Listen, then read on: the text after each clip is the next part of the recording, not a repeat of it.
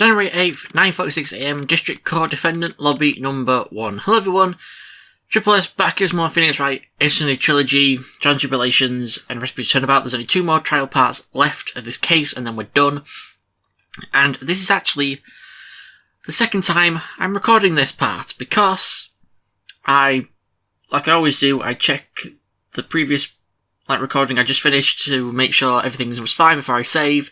And for some reason, my AVMedia decided not to capture the game audio, so there was no game audio. So what I'm doing now, and I'm going to do in future, in case this happens again, is capture both my microphone and the game audio in OBS. So if the main video file recorded by my AVMedia doesn't have the game audio, I should hopefully have a backup that should hopefully sync pretty well with my OBS. I'm so annoyed that I have to do this again. At least it's only half an hour, and not like an hour and 15 minutes. I would have been so mad. Anyway, let's just go. Good morning, Mr. Wright. Good morning, Maggie. I'm having deja vu. So, what do you think is going to happen today, sir? Yesterday's session didn't go so well and ended on a giant mystery. That's true. And we still haven't solved a single part of it yet. You okay, Nick? Huh? Oh, yeah, of course. I saw that little flash of doubt in your eyes. No, that wasn't doubt, that was, determination. Why don't I believe you? It's nearly time, Maggie. You better get going to the defendant's seat. Roger. Don't let me down, Mr. Wright. I'm counting on you. Hey, pal. Hey, Detective Gumshoe. Quit stressing Maggie out. She doesn't need that. How did you know she was stressed? I was watching through the doorway. Oh. You look like you lost the case already. Show a bit of confidence, will you, pal? Here, maybe this'll help. Huh? Have you taken up aromatherapy too? Not in a million years, pal. Don't tell me that you don't remember this thing. Come to think of it, that doesn't look like one of those aromatherapy bottles. This is a small bottle that turned up in Beyond's kitchen a couple of days ago. Wow, look at all these little bottles. Oh, they're aromatherapy oils. He's got so many, they're overflowing onto the floor. Hey, wait a minute. There's one bottle that's different from all the others. Well, what do you know? It doesn't have a label either. And doesn't smell. We finally got the analysis results back from the lab. So, what is it? Is it the poison? I'm afraid not, pal. It's medication. Medication? Yeah, for ears. Topical use only, apparently. For ears? You mean... Yep, it's medication Glenn Elg was using for his ruptured eardrum. What was Glenn Elg's ear medicine doing in the kitchen? Small bottle refound in the court record. What about the unidentified fingerprints? Anything on that? Someone screwed up, so they only had time to analyse the contents of the bottle. Another hour and they might have gotten something on the prints, but... that's going to weaken its impact as a piece of evidence. Okay, pal, this is it. Make sure your defence is impregnable today, okay? Today's trial. I'm going to expose that guy for what he's done. Oh, my name isn't Phoenix Wright, and his name isn't Phoenix Wright. And I said that before as well. January 8th, 10 AM, District Court, Courtroom Number 4. You would think I wouldn't need a guide for this, but I still do. Court is now in session for the trial of Maggie Bird. The defence is ready, Your Honour. Ready and waiting as always, Your Honour. Very good, then we'll get underway at once. Yesterday we heard the testimony of Mr. Victor Kodo. He claims to have witnessed the defendant putting a powder into the victim's coffee. However, the witness's testimony was plagued with a number of problems. The mark on the rim of the cup shows that the victim drank from it with his right hand, although, as I mentioned before in the previous recording, which is now gone, what if he drank it like L drinks, that works, from Death Note, where he picks it up with one hand, along the rim and not with the handle. So either hand could have been, the same. But according to the old man's testimony, he picked it up with his left hand. Thank you, Mr. Godot. Furthermore, according to the witness's account, the victim was listening to the radio with an earpiece in his left ear. Yet the victim's left eardrum was ruptured, which made him effectively deaf in that ear. It's amazing how many contradictions a single case can have, huh, Nick?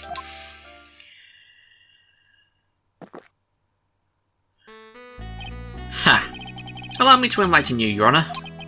The world, you see, keeps turning, and we must turn with it. You've lost me already, Mr. Godot. Don't let the mysteries of yesterday mystify you today. Only losers think like that. You've got to change with the times. That's one of my rules. Are you implying that you've resolved these contradictions? You know the answers to these riddles? The old guy wasn't just throwing seeds in here, he was throwing us off the scent. And today I'll prove it. Very well. Let the first witness take the stand.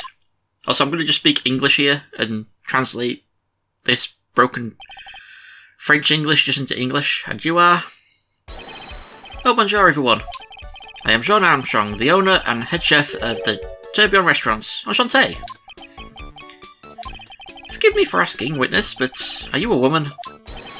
Oh la la, monsieur. As you can see, I am the pert and perky gentleman, non? On the day of the incident, you were in Tourbillon's kitchen. Isn't that right? With you, monsieur? Huh? Everything feels right.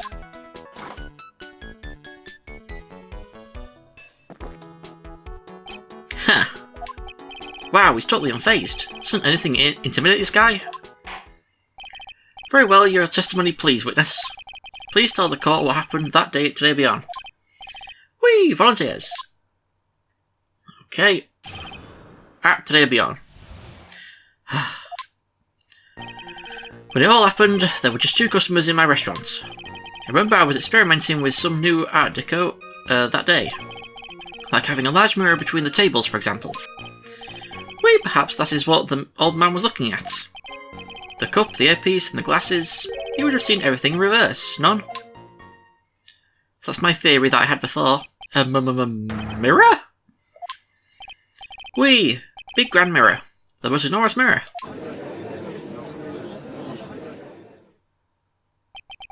And suddenly the mystery disappears. Like I said, the world keeps turning, so roll with it. That would explain the coffee cup and the earpiece conundrum. The mirror would have made everything appear back to front. What the heck? It's way too early in the morning for this to be happening to me.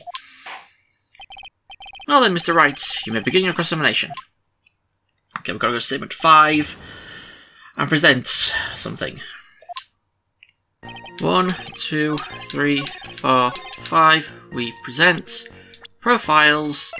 Still, his eyepiece was still on the left side of his head. The coffee cup, the earpiece, and the HMD. Let's think back over Mr. Kudo's testimony for a second, shall we? The boy was wearing the earpiece on the same side as the green lens of his specs. No question, you can lock me up if I'm wrong, it was his left ear without a doubt. So to summarise, we were told both the HMD and the earpiece were on the victim's left side. Now if Mr. Kudo saw that as a reflection in the mirror, it means both the HMD and the earpiece were actually on the victim's right side. Exactement, you see, monsieur? Now that you think about it, it's not so hard, none? Unfortunately, that's where we run into a monumental contradiction with the facts. If Mr. Kudo really did see everything in the mirror, why is it the HMD is now on the wrong side of his head? Order, order! Mr. Wright is correct. If the witness genuinely observed the victim reflected in the mirror, then we would expect the victim's eyepiece to have been over his right eye.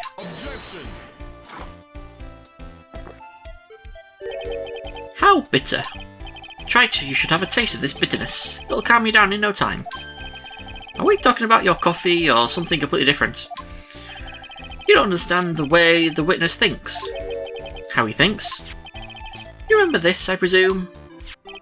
The I broke the vase, sorry apology, Mr. Kudo's sworn testimony? Exactly. The old man has one very grievous habit, other than throwing seeds. The more of an impression something makes, the more muddled his mind makes it. And what's the most striking thing about Mr. Elg? Clearly it's the victim's eyepiece. And that's my point, the old man strikes again. Mr. Elg's HMD made a big impression on the old man.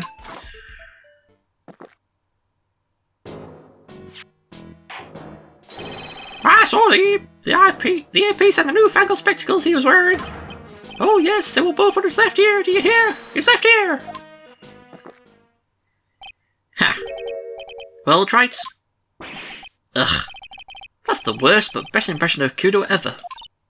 Wow, I really thought he was old seedy for a minute there. Goddo's good. Enough. I must agree that yesterday's witness was irresponsibly rash in much of his testimony. Bad luck, Nick. Looks like the boil of a contradiction you found is just a rash. A mirror can't be beaten by a handful of seeds, nor can it lie. So, what exactly was the old man looking at? Fill us in, Mr. Armstrong. Go on, tell the court. We're all ears. Oui, I can explain. Please, if you will look at the plans of the restaurant. The mirror. Hello, is everyone sitting comfortably? The mirror. It was in the middle of the restaurant, dividing the two halves. There is only one seat from which you could have seen an image of the victim. That was the seat and the table next to the victims. That was where the old man was sitting. After the terrible incident occurred, I moved the mirror so it was not in the way.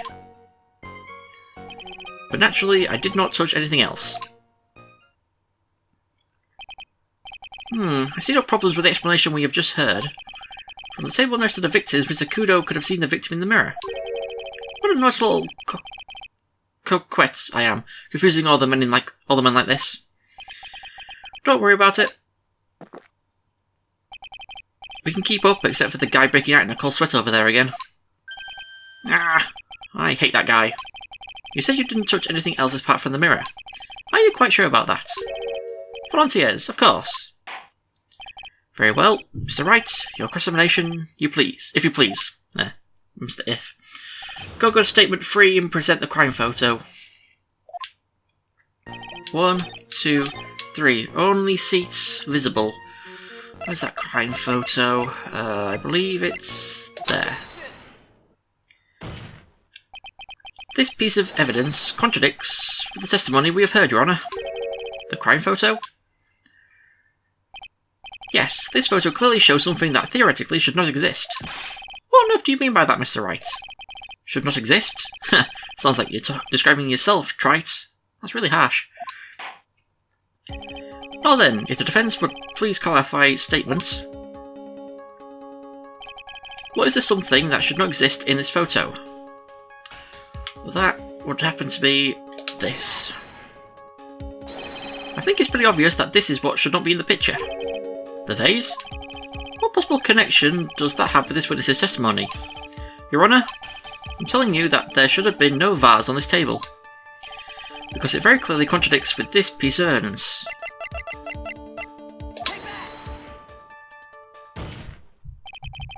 There is one thing that was clearly demonstrated by yesterday's testimony. Mr. Kudo broke the vase that was on the table where he was sitting. And yet, as the court can see, there is an unbroken vase on the table next to the victim. Why? Because Mr. Kudo was not in fact sitting at the table next to the victim at all. Objection.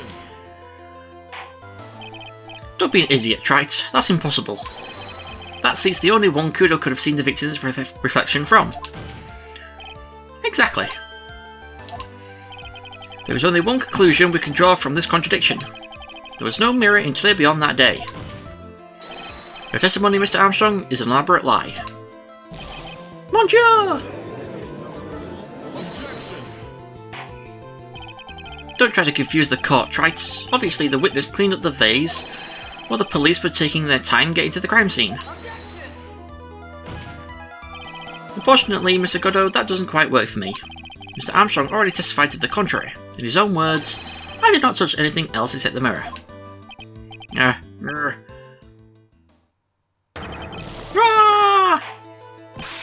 Well, witness, what do you have to say for yourself? I was right. There was no mirror in the restaurant that day. Well, there goes my theory. And like this revelation, we return back to the original problem. Why did the victim have an earpiece in an ear in which he couldn't hear? You only get one shot in life. There's no turning back. If you want to claim that the mirror wasn't there, Trite, then this problem is all yours. How do you explain what the old man saw? If I can answer this, then I'll be that much closer to the truth. I can feel it. You're going to be okay?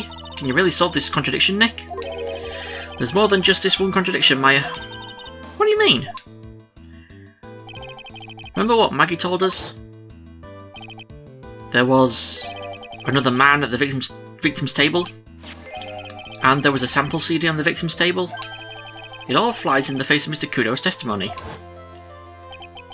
And I think I know the reason why nothing in this case is adding up. Well, Mr. Wright, let's hear your answer. Yes, Your Honour. The reason behind all the contradictions in Mr. Kudo's testimony is simple. Mr. Kudo made a mistake, the ear doctor made a mistake, the victim was a phony, the victim was a phony. This case is riddled with contradictions, yet there is one very simple answer that clears them all up. And what is that? The incident Mr. Kudo witnessed and the incident the victim experienced were two completely different events. What? Yes, the victim that Mr. Kudo saw wasn't Mr. Glenn Elg at all. It was an imposter. A phony pretending to be Mr. Elg. Obviously, unlike the victim, there was nothing wrong with the imposter's left eardrum. That's how he ended up wearing the earpiece in his left ear by mistake.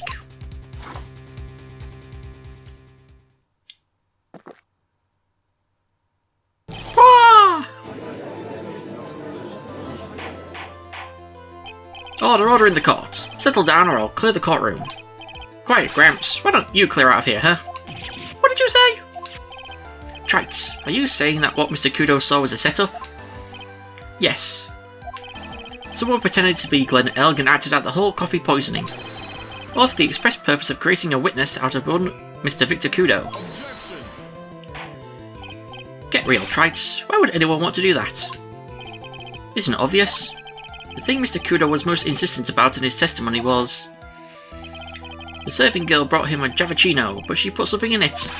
That's a serving girl right there in the defendant's chair. I remember her well. It's so hard to believe, but... There was one and only one reason to show Mr. Kudo this fake poisoning. To show Maggie Bird in the act of poisoning the coffee. Are you insinuating that the waitress in the old man's story was a fake as well? It's true that there were no other customers in the restaurant at the time, but... It's also true that the chef was there. He would have noticed what was happening. That's right. Well, witness, if your restaurant really was the scene of such theatrics, you would have known about it, correct? Oh la la! This is most difficult for me. No, it's quite simple. All you have to do is testify. You are under oath after all. Was there, in fact, a phony at Trebion that day? The defence demands that Mr. Armstrong tell the whole truth about what happened. The defence's request for additional testimony is accepted. You will accurately explain in detail the events in the restaurant that day. Okay, I'm in my guide here for the second time for this goddamn thing. In the restaurant. The victim, Monsieur Elg, he came to my restaurant alone. Remember, the old man arrived not long after him. There were no other customers. When he got word he won the lottery, Mr. Elg became very excited. It was approximately 5 minutes later that the poisoning incident occurred. No, there was no time for a phony to do the acting. Just so we're clear, there was no mirror in the restaurant after all. Je vous demande pardon. Forgive me, Your Honour. I lied because I wanted this mess to be cleared up quickly. What you have just done is commit perjury, Mr. Armstrong. I will decide how to punish you later. Wee. For now, we will hear your cross-examination. Mr. Wright, if you please. You took that perjury charge a bit too well.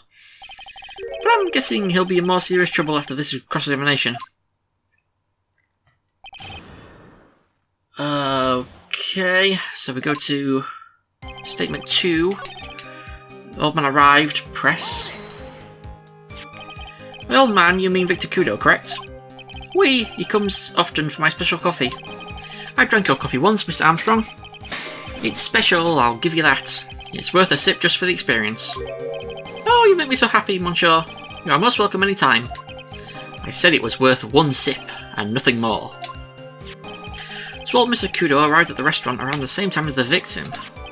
Maybe I should ask about his arrival in more detail. Don't ask anything. How many minutes after? What time was it? What time was it? Out of curiosity, about what time was it when Mr. Kudo arrived? Oh, no. I can't remember, Monsieur. I believe we were told by a witness yesterday. The The crime was reported at 2:25 PM by a kind of scary old man, sir. Does that perhaps jog your memory, witness? The incident happened about 20 minutes after he arrived, so the victim must have arrived between 2 PM and 2:10 PM, no? Just after 2, huh? Thank you for your help in jogging my memory, monsieur. You are wonderful. Haha, I can't sit here all the time and do nothing now, can I? The time of day will be added to the witness's testimony. Oui, monsieur judge. Everything I do it for you. Merci bien. That's French, isn't it? Hahaha. I'm glad at least one person is in a good mood. He's even humming a song to himself. I remember the old man arrived not long after him, just after 2 PM. For that, we present this. I'm afraid I finally got you, Mr. Armstrong. Quoi? What do you mean? At the time in question, the victim was listening to the radio with his earpiece. The show he was listening to was Millionaire Radio. Each week, they announced the winning numbers of the $500,000 lottery ticket. That must be the show Monsieur Elg was listening to. I can't see any problem with this testimony, Mr. Wright. I wonder. You say the victim arrived at your restaurant after 2 PM, correct? Oui, I am sure of it. I remember it perfectly now. I know it was that time because I had just finished serving the lunch menu. Get to the point, Trite, if you have one. That show is broadcast live at 1:30 PM, and it claims to be the most thrilling 10 minutes of your life. I can't say that word. It's on the air at 1:30. Now supposedly, the victim made some noise when it was announced that he had won. And yet, I don't believe his cry of joy could have occurred after 2 PM. Because the show had already finished more than 30 minutes earlier by that point in time. None! This victim we've been told about has done nothing but the impossible. Listening to the radio with a ruptured eardrum, catching a show that was already over, there's only one conclusion you can draw from these facts. This victim was an imposter, acting out the poisoning 30 minutes after the real murder. Yes, there were 2 Glenn Elgs in Trilogy that day. The real Glenn Elg now dead, having been poisoned by the real killer, and the phony Glenn Elg acting out the events for Mr. Kudo to witness. It certainly seems that way. I mean, if that wasn't the case, how could you explain the time discrepancy? Quite a performance, Trite. You were almost on a roll. But sadly, you lack the rock-hard foundation of rhythm to build your song. What is this, Music Theory 101? Let's recap. According to your imaginative theory, it's now just after 2 PM. The phony Elg is performing a play for the benefit of Mr. Kudo. How do you explain then where the real Glenn Elg is? I don't believe I have to spell this out for the court, however, at that time the real Glenn Elg was already dead. That's certainly the obvious conclusion. Thank you, Trite. That's exactly what I was hoping you would say. What? Now I presume you can prove this theory of yours. Can you explain where the missing corpse went to? The missing corpse? According to the old man's testimony, there was only one other customer there. If that customer was the phony Glenn Elg, then where did the killer hide the body of the real victim? Ah! The prosecution has a valid point, Mr. Wright. If your theory is to stand up to examination by the court, you must provide us with proof by answering the prosecution's question. Where did the killer hide the body? Yes, Your Honour. No conjecture, Trite. Let's hear some facts for once. Show the court a piece of evidence that proves where the body was hidden. Evidence? What's with the intense pressure in here all of a sudden? I thought I had him with that contradiction. But he's turned it all around and backed me into a corner instead. Well, Mr. Wright, the court will now hear the defence's theory and evidence. First, where was the body of the real Mr. L concealed? Outside Trilogy? Inside Trilogy? It would have been too dangerous to take the body outside. Yeah, really. Obviously, the body must have been hidden somewhere inside Trilogy. Interesting. But where could a body have been hidden inside a restaurant? Perhaps you would care to show the court on these plans, Mr. Wright. Yes, Your Honour. The exact location where the body was concealed inside Trilogy is in the kitchen. The body was hidden here. I see. Nice supposition. The real question is, can you back it up? Where's the evidence that proves the body was hidden in that location? And that would be the small bottle. Mr. Armstrong, do you recognise this bottle? No. I have never seen that ugly bottle before in my life. I only use the very best bottles, monsieur. The highest quality only for me. Where was that bottle found, Mr. Wright? Interestingly enough, Your Honour, it was found in the kitchen of Trilogy. Eh? What? But I only ever use these bottles for my aromatherapy oils. But this bottle doesn't contain aromatherapy oil, Mr. Armstrong. No, it contains a medication. What kind of medication? I'm sure everyone remembers, don't they? And Mr. Elg visited an otolaryngological clinic and was given medication that day. You can't be serious. The defence had the contents of the bottle analysed and I have the lab results here. The contents of the bottle matched the prescription that was given to Mr. Elg. Wah! Glenn Elg's murderer hid the body in the restaurant kitchen, at which time this bottle fell out of the victim's pocket. Mr. Armstrong, when the incident occurred, didn't you say you were in the kitchen? Monsieur! Yes, you know what I'm about to say. It was you who hid the victim's body. You did a fine job pretending to defend my client, Maggie Bird. However, you were setting her up to take the fall behind the poor girl's back. No! Order, order. This is an extraordinary development. Witness, did you murder Mr. Glenn Elg? Never! I could not do such a horrible thing. No!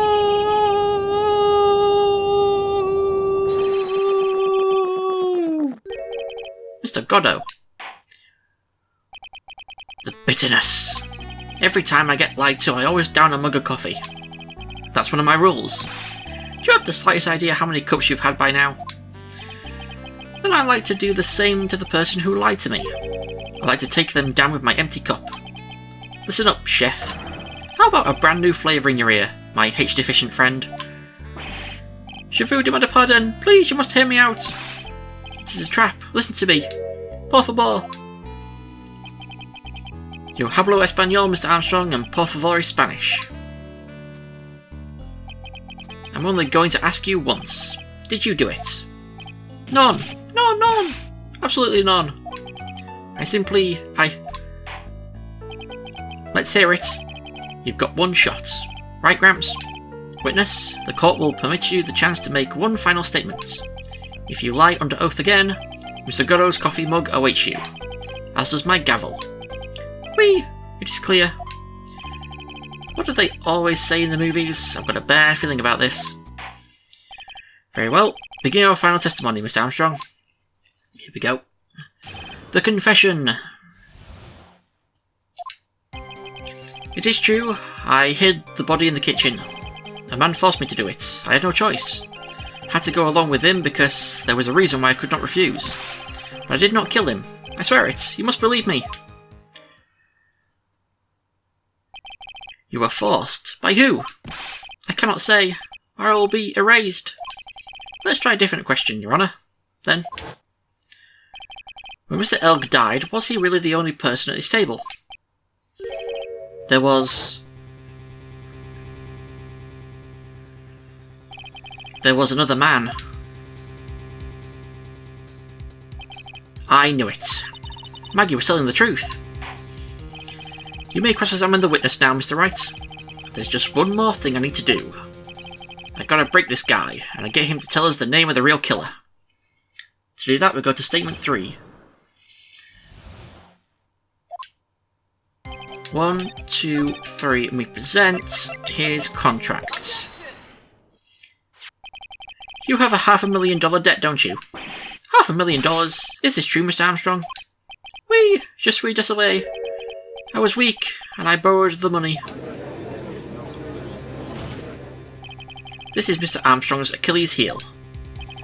And that's why you couldn't refuse anything asked of you by this man. That man being Furio Tiger. A $500,000 loan from a black market loan shark. And you had no way of paying it back, did you? That's why you were forced to do anything this man told you. Oui, it is as you say. Mr. Armstrong. La Tiger. He told me he was going to use my restaurant for a business rendezvous. On the day in question, he was meeting the victim to demand that he repay his loan. I don't know why it happened like that. I just did what he told me to do. I had no choice. I carried the body and the conscious Maggie out of the dining area and into the kitchen. After that, I just tried to forget what I had seen. I think we can now safely say that the man who forced your hand was Mr. Furio Tiger. I do have one further question for you, Mr. Armstrong. The poison and the lottery ticket that were found in the defendant's apron pockets. Was that your doing as well? None! I know nothing about that. Making it look like it was Maggie who had done it. I was not. It was despicable. Mr. Goddo. You will summon this Furio Tiger as a witness. I doubt that can be arranged today, so we'll adjourn for now. Proceedings will continue tomorrow.